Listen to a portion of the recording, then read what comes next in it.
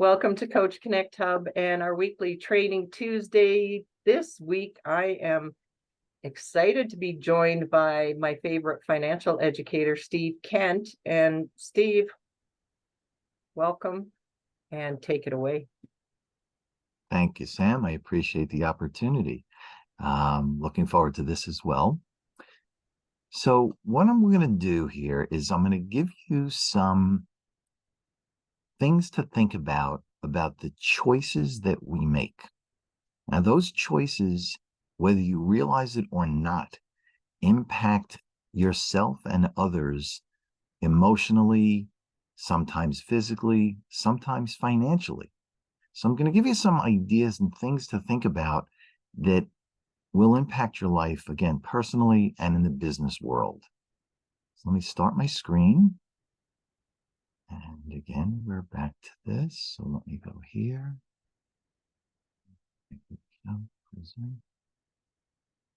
Can you see my screen? Yes. Perfect. Thank you. All right. So the Oh, impact wait, of sorry, the choice. Steve, we can see you. We can't see your screen. Can't see the screen. All right. So let's try this.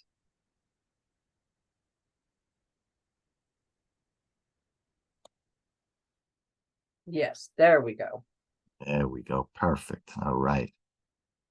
So let's talk a bit about the choices that we have. I'm going to tell you a little bit about some choices and how it impacted me, which may help explain some things for you. So one of the first choices that I made was, which college do I go to? Now, I started out in a four-year college in New York City, went for a year, and then dropped out. The choice that I made impacted my mother very badly because I was the first one to go to college and the first one to drop out of college. But thankfully, I went back. I got my 2-year degree and then my 4-year degree from Hofstra, which is in New York. Took me 6 years to get a 4-year degree, but it was the best decision I made because it helped me throughout my entire working career.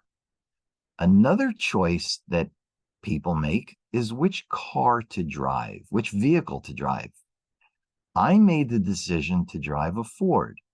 Now, we could discuss, and I would probably lose that discussion, that Ford is not exactly the best car in the world to drive. However, I made that decision because I had a relative in the business and I got extremely good pricing. My choice, but again, it was based on one of those three options of financial. Another choice that we have to make is whether you get married or not. Now, again, who you marry, that's again your decision or whatever else. My decision to get married, I met my wife in college. She chased me because, quite frankly, I was clueless. And we went out on our first date. 6 weeks later, I asked her to marry me. Yes, 6 weeks later. And I asked her to marry me 3 times because I could not believe that she said yes. True story. Now, from the marriage decision comes another choice. Do you or don't you have kids? We were fortunate enough that we had 2. My son will be 38 next month. My daughter just turned 33. And yes, that means I'm older, but a different discussion. The kids are great. They added so much to my family, not financially, but emotionally. And it was physically draining, but again, well worth the decision to have kids. Now, from having a wife and kids, you need a place to live. So what's your choices? You can own a home or you can rent. Now, I will tell you that the picture of the house here is not my house. It was off the internet. But you have a choice. If you own, you have appreciation, you get the tax write-offs. But in this day and age, can you afford the home? Or you rent, but you're building somebody else's dream, paying their mortgage for them. Again, it's a choice to make. Now, once you get through all that personal choices, Now let's kick around a little bit about from a work perspective. We again have choices. Choice number one is you can plan for your future as an employee. And as you can tell, this employee is not exactly happy. His position right now is he works 40 plus hours a week, maybe not to get paid for overtime. Benefits, maybe not. He has to think inside the box because most employers don't want to change their ways and don't want to be told there are better things to do to make them more efficient, more profitable. People are also at their discretion, at the employer's discretion, for salary, bonuses, promotions, travel, whether you continue to remain employed, and whether it's time for you to retire. So think about whether you know anybody who has worked for a company 19 and 3/4 years and was suddenly let go a few months before their 401k became vested, before their pension became vested. That's the challenge of an employee. You're at the beck and mercy of your employer. But is there an option? And apparently there is, because the other choice you have is to become an entrepreneur. Now, as an entrepreneur, you will work harder. You'll work 40 plus hours a week. You decide the benefits that are going to be given. You get to think outside the box because it's your business. And you can take other people's opinions if you'd like. But again, it's your business. And if you're smart, you take those opinions. You also determine for your team who's on that team, what salary you're going to pay, what bonus you're going to pay, promotions, do they do any travel, and whether you keep those employees on the books. You make those decisions. It's very rewarding. And for those of you who are entrepreneurs, you know that there are many rewards of being an entrepreneur because as the profit rolls in, it's all yours. You're not sharing it with anybody else. Well, other than maybe your spouse, but it's really yours. So now that you're an entrepreneur and you understand these choices, there's something else you need to plan for. And that's the unexpected. The unexpected, and these are based on my years as being an entrepreneur in a business that failed because I did not know what I'm going to tell you now. And that is, don't be afraid to ask for help. When I left corporate and opened my business, I had zero knowledge of what it took to run a business. I didn't know what to ask. I didn't know who to ask. And frankly, I was afraid to ask. The end result was not good. That's why I'm saying to you, don't be afraid to ask for help. There are plenty of people out there who will help you without charge to give you some initial direction to get you started. Now, in the beginning, when you open up, chances are capital is a challenge. So you open up, but you need to do things yourself because you don't necessarily want to pay someone else. But if that's the scenario, you have to do sales, you have to do marketing, you have to do operations, you have to do inventory. It's all you. Now, that's great to save money, but if you're doing everything else, how do you get into the sales role? And at the same time, how do you have the time to deliver that good or service to your customer? So as you grow, it's important that you perform to your strengths and hire for those other functions. There are people on this call that can absolutely help you in expanding your business. You know, Sam's a coach. Kerry's a leadership coach. Victor's a brand ambassador, a brand strategist who I'm using as well. Build your team with proven people They want you to succeed. Now, another thing that a lot of businesses don't realize is no customer should be more than 5 to 10% of your revenue. Now, you're going to sit there and say, why does that even matter? Well, it matters because you have a set of fixed expenses, some variable, some fixed, and you're planning those expenses based on a certain revenue. If you have a large customer that for whatever reason goes away, you still have the expenses, but not enough revenue. So it's important that if you do have that customer that leaves, it's a small piece of revenue so you can continue operating in a profitable manner. Also, watch what your competitors do.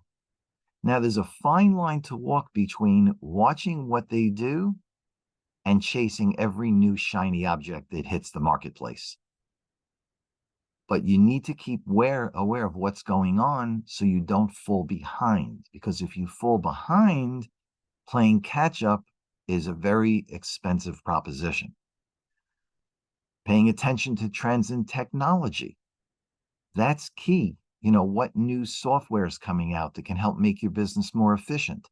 Joe Moore is a great person to help you with that as well.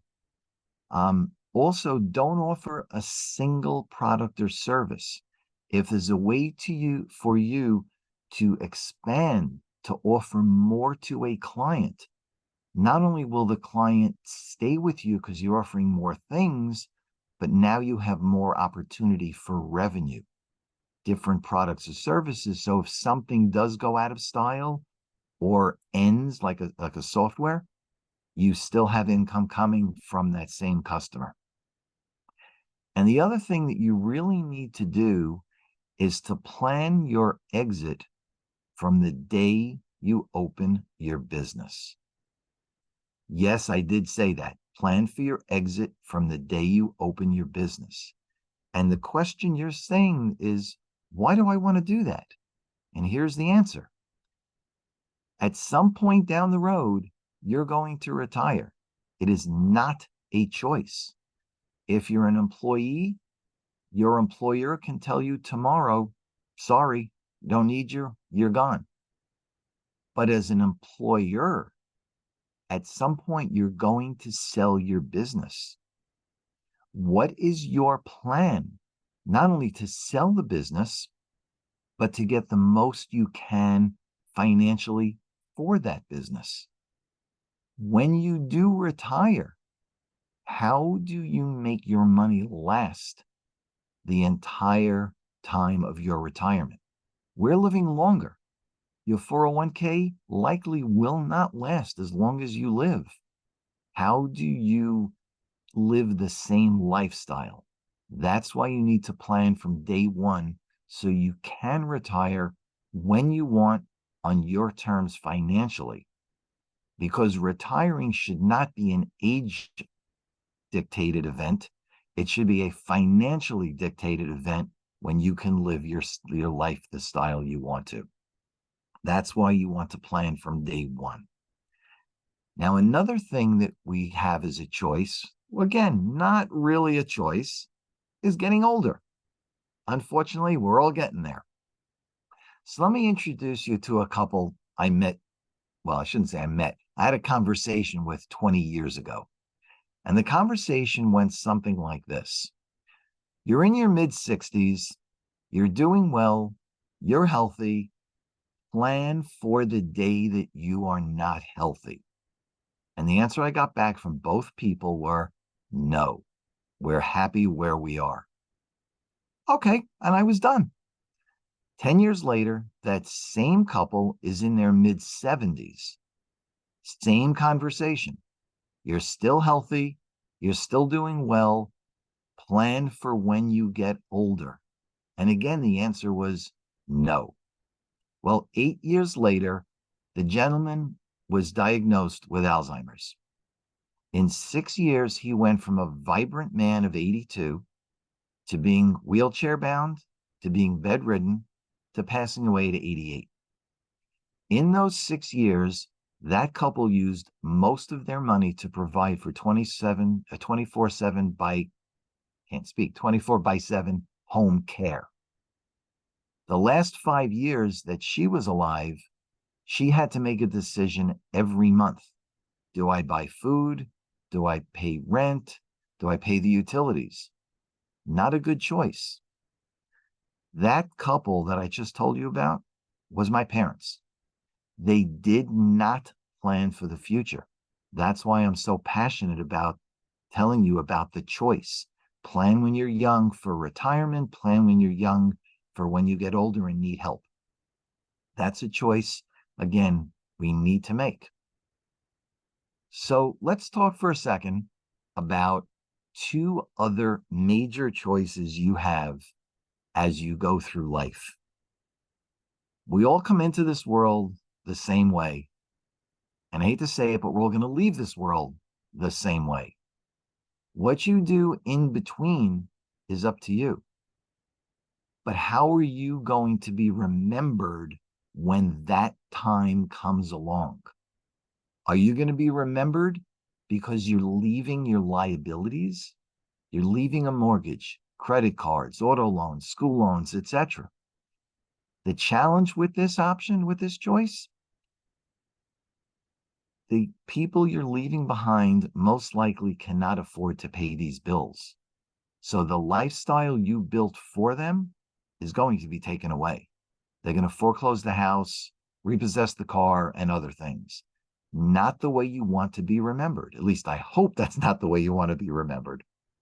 But there is another option, another choice. And that choice is you can leave a legacy.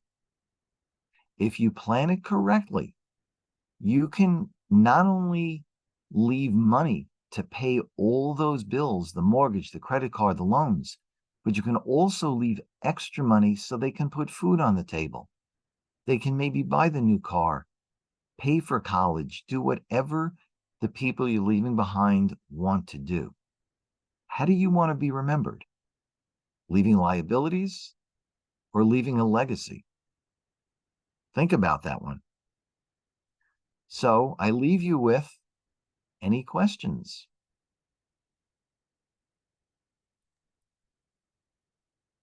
Thank you so much, Questions? Steve. Hang on Somebody has to have one a second. question. No, I just got to hit the recording Oh, button and then we'll get to okay. questions, Steve.